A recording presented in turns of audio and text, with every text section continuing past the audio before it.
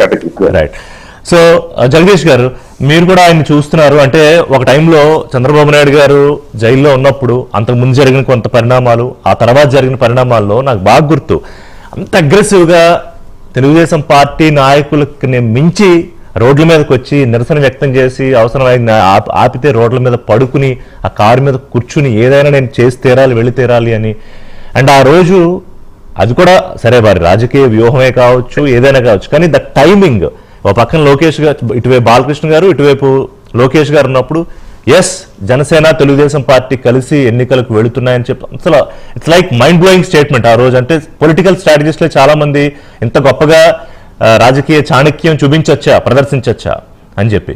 So ఏంటి Telugu Desam party Pawan Kalyan గారి political జర్నీని ఎట్లా చూస్తోంది జగదీష్ గారు, and your personal experience also? ముందుగా రిషి గారు, మీకు, అలాగే సాంబశివరావు గారికి, తిరుపతిరావు గారు, అలాగే విక్రమ్ గారు, అలాగే ప్రైమ్ 9 ప్రేక్షకులు కూడా నమస్కారాలు తెలియజేసుకుంటూ. నమస్కారం.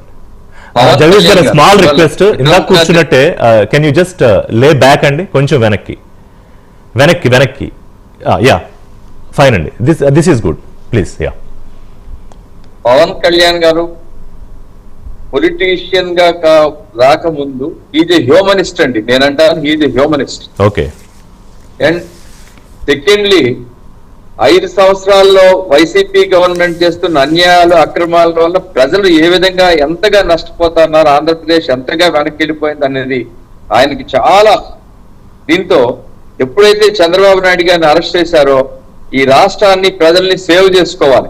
సో కమ్ వాట్ మే, ఆయన ఆ రోజు అసలు చంద్రబాబు నాయుడు గారిని అసలు ముందు సేవ్ చేసుకోగలుగుతామా లేదన్న దాంట్లో వచ్చారు, కానీ will get in to power taluka equations అవేవి కూడా ఆయన దృష్టిలో పెట్టుకోలేదు. ఆయన స్పాంటేనియస్ గా ఆయన ఇవాళ పవన్ కళ్యాణ్ గారికి ప్రజల్లో అంత స్ట్రైక్ రేట్ వచ్చిందంటే స్పాంటేనియస్ గా. ఆ రోజు జైల్లో చంద్రబాబు నాయుడు గారిని చూసి బయటకు వచ్చి తీసుకున్న స్పాంటేనియస్ కాలే అది. అవును, ఓకే ఓకే.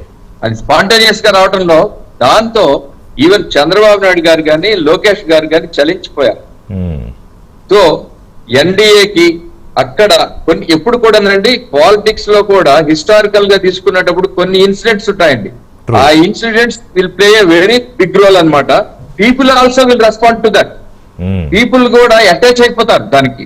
సో ఎప్పుడైతే అరెస్ట్ అన్నది అన్యాయం అయిందో దానికి పవన్ కళ్యాణ్ గారు వచ్చి ఖచ్చితంగా నేను ఇవాళ చంద్రబాబు నాయుడు గారిని కాపాడుకోవాలి అనే ఆలోచనలో ఎప్పుడు వచ్చారో ఆ రోజే డిసైడ్ అయ్యారండి. ఈ పొలిటికల్ ఈవెంట్స్, మీరు తుఫాన్ అన్నారు, నేనైతే సునామీ అంటాను. పొలిటికల్ సునామీలో వైసీపీ వాష్డ్ అవే. అంటే మళ్ళా దానికి ఇంకొకసారి ఇది కూడా రాదు. అది అంచేత పవన్ కళ్యాణ్ గారు అక్కడ నుంచి గేమ్ చేంజర్ అయిపోయారు. ఇది గేమ్ చేంజర్. ఆ మాట చంద్రబాబు నాయుడే అన్నారు. అవునండి. దాంతో అది ఒక పక్కనుంటే గవర్నమెంట్ వచ్చిన తర్వాత కూడా క్యాలిక్యులేటెడ్ గా ఎక్కడ కూడా అంతకు ముందు జరుగుతున్న అన్యాయాలు, ఈవెన్ కాకినాడ సీపోర్ట్ లాంటిది కొన్ని డికేట్స్ నుంచి జరుగుతా ఉంది. అవును. దాన్ని ఇవాళ హీజ్ ఆడెస్టీ, ఆ బోల్డ్నెస్, ఆ కరేజ్, ఇవన్నీ కూడా ఇవాళ ఆయన తాలూకా పర్సనాలిటీ ఫ్యాక్టర్స్ గా ఇవాళ బయటకు అంటే ఆయన ఆ రోజు వెళ్ళి సీజ్ ద షిప్, అది మేబీ ఆయన పర్సనాలిటీకి మాత్రమే సూట్ అవుతుంది. అది ఆ సోషల్ మీడియాలో అంటే ఇప్పటికీ దాన్ని విరివిగా వాడుతున్నారు అనుకోండి, అది వేరే విషయం. అంటే మన పర్సనాలిటీకి సూట్ అయ్యే పనులు చేయాలంటారు చూసారా, అలాగా ఆ డైలాగు ఆ తర్వాత ఏం జరిగింది టెక్నికల్ గా పక్కన పెడితే సీజ్ ద షిప్ అనేది ఒకసారి మళ్ళీ ఊపింది ఎన్నికల తర్వాత. అంతే సార్. దాని తర్వాత ఇంకోటి ఏంటంటే మా డిస్ట్రిక్ట్ పార్వతీపురం మన్యం డిస్ట్రిక్ట్ కి ఆయన ఒక్కలే ఇప్పటికీ మన్యం జిల్లాలో రియల్ ట్రైబల్ ఏరియా, ఈవెన్ మావోయిస్టులు ఉండే ఏరియా కూడా వర్షం పడుతుంటే వచ్చారు. అవును. ఈ డెంట్ కేర్ అబౌట్ ద వర్షం కానీ ఏమి పట్టించుకోకుండా, ఆ బట్టలు అవి కూడా మట్టితో అంత అయిపోయినా కూడా ఆయన పట్టించుకోకుండా ఆ రోజంతా తిరిగారు. So these are all the things. అంటే రాజకీయాల్లోకి వచ్చిన తర్వాత ఒక న్యూ సిస్టమ్, న్యూ సెన్సేషన్. అంటే we are for the people, leaders are for the people అన్నది ఇవాళ ఆయన క్రియేట్ చేసుకుంటా ఉన్నారు. అంచేత దీస్ ఆర్ ఆల్ థింగ్స్. ఇవన్నీ ఏమవుతా ఉందంటే ఆయనకి, జనసేనకి స్ట్రెంగ్తే కాకుండా ఇవాళ ఎన్డీఏ, ఇవాళ చంద్రబాబు నాయుడు గారు కానీ లేకపోతే బీజేపీ కానీ అందరూ కలిపి కూడా ఇవాళ ఇక్కడ ఎన్డీఏలో ఈ ముగ్గురు లీడర్స్, ఈవెన్ 3 పార్టీల లీడర్స్ ఈ స్ట్రెంగ్త్ అన్నది కంట్రీలో రిఫ్లెక్ట్ అవుతా ఉంది. రైట్. కంట్రీలో కూడా రిఫ్లెక్ట్ అవుతుంది, పార్లమెంట్ లో కానీ ఇప్పుడు సెంట్రల్ లో ఎన్డీఏ గవర్నమెంట్ లో కూడా ఎవరు కూడా వేరేగా మాట్లాడకుండా కోహెసివ్నెస్ తెచ్చారు. అంటే ఎన్డీఏకి దేశంలోనే ఒక కోహెసివ్నెస్, ఒక స్ట్రెంగ్త్ తీసుకొచ్చింది. పవన్ కళ్యాణ్ గారు కానీ చంద్రబాబు నాయుడు గారు కానీ హీ బికేమ్ ఏ మోడల్. ఎందుకంటే ప్రశాంత్ కిషోర్ తమిళనాడులో విజయ్ కోసం వర్క్ చేస్తూ పవన్ కళ్యాణ్ మోడల్ సూచించారని చెప్తున్నారు. మనం అక్కడ వినలేదనుకోండి, వచ్చిన వార్తలను బట్టి మాట్లాడుకుంటాం. This is the best possible model అని ప్రూవ్ చేసిన నాయకుడిగా కూడా ఉన్నారు ఇవాళ పవన్ కళ్యాణ్. అవునండి, రైట్. అంచేత చెప్పారు ఖచ్చితంగా ఆయన అదే కాకుండా అవసరమైనప్పుడు సాక్రిఫైస్ చేయడం.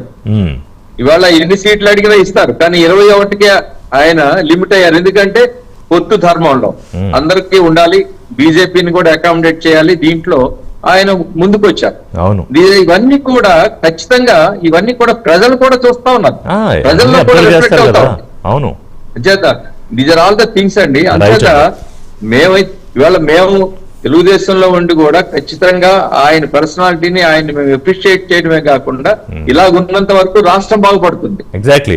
తిరుపతిరావు గారు, పార్టీలే కాకుండా రాష్ట్రం కూడా ఖచ్చితంగా బాగుపడుతుంది. ఏదైతే ఎక్స్పెక్ట్ చేస్తా ఉన్నారు ప్రజలు అవన్నీ చేయడానికి